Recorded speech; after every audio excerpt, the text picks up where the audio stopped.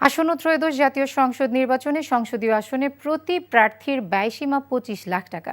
একজন ভোটারের পেছনে প্রার্থী খরচ করতে পারবেন ১০ টাকা করে।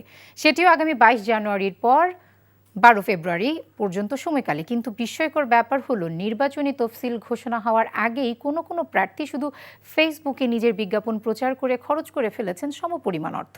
দলীয়ভাবে ফেসবুক বিজ্ঞাপনে এগিয়ে বিএনপি, তারপরই জামায়াতে ইসলামীর অবস্থান। এনটিভির অনুসন্ধানে এমন তথ্য বের হয়ে এসেছে। সেলিম মালেকের রিপোর্টে বিস্তারিত।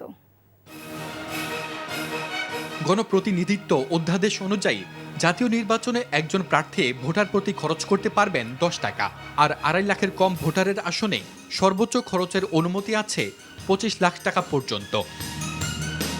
জাতীয় নির্বাচন অনুষ্ঠিত হবে আগামী ১২ ফেব্রুয়ারি। সে মোতাবেক প্রার্থীরা এই টাকা খরচ করতে পারবেন কেবল চূড়ান্ত প্রার্থী তালিকা প্রকাশের পরদিন, আগামী ২২ জানুয়ারি থেকে ১০ ফেব্রুয়ারি পর্যন্ত। কিন্তু অনুসন্ধানে দেখা গেছে, নির্বাচনের প্রার্থিতা চূড়ান্ত হওয়ার আগেই কোনো প্রার্থী নির্বাচন কমিশনের নির্ধারিত ব্যয়ের প্রায় সমপরিমাণ অর্থ খরচ করেছেন পোস্টার, ব্যানার, মিটিং মিছিলের বাইরে কেবল ফেসবুক বিজ্ঞাপনেই। ঢাকা ১৭ আসনে মোট ভোটার ৩,৩৩,৭৭৫ জন। সে অনুযায়ী ওই আসনে প্রার্থীরা খরচ করতে পারবেন ৩৩,৩৭,৭৫০ টাকা।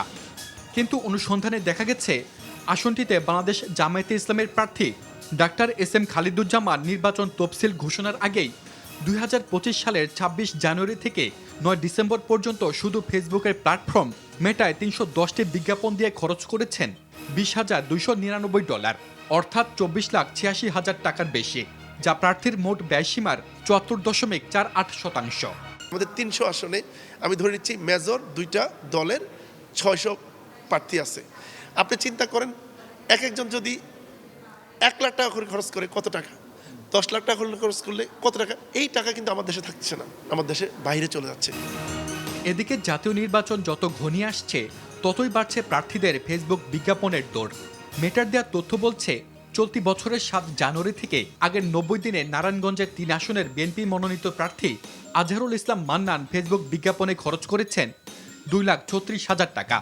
একই দলের গাজীপুরের ৪ আসনের প্রার্থী শাহ রিয়াজুল হান্নান ২,৩৫,৫০০ টাকা।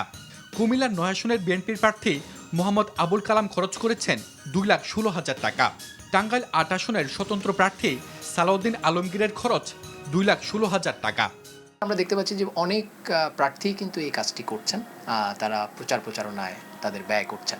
এখন দেখার বিষয় হচ্ছে তারা কতটুকু ব্যয় করেন। যেমন আমরা তফসিলের আগে কিন্তু এক ধরনের ট্রেন্ড দেখেছি যে অনেকে মনোযোগ আকর্ষণের ক্ষেত্রে, নিজেকে পরিচয় করিয়ে দেওয়ার ক্ষেত্রে আমরা কিন্তু দেখেছি যে $২০,০০০, $১৫,০০০ পর্যন্ত কিন্তু তারা তফসিলের আগেই খরচ করে ফেলেছেন। প্রতীক বরাদ্দের পরে এটার ইন্টেন্সিটিটা আরও বাড়বে। এদিকে রাজনৈতিক দলের পক্ষে বিজ্ঞাপনের ব্যয়ের খাতায় সবচেয়ে বেশি এগিয়ে বিএনপির দুটি ফেসবুক পেজ।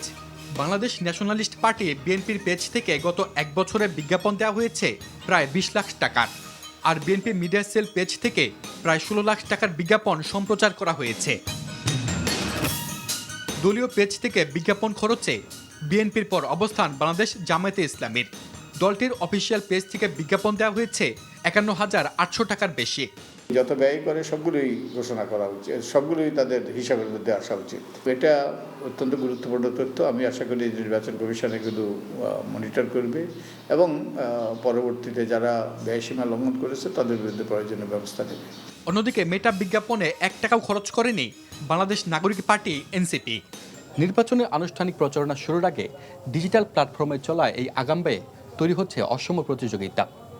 বিশ্লেষকদের সতর্কতা, কমিশন এখনই নজরদারি না বাড়ালে নির্বাচনের মাঠে ধীরে ধীরে আরও একতরফা হয়ে পড়তে পারে। সেলিম মালিক, এনটিভি নিউজ, ঢাকা।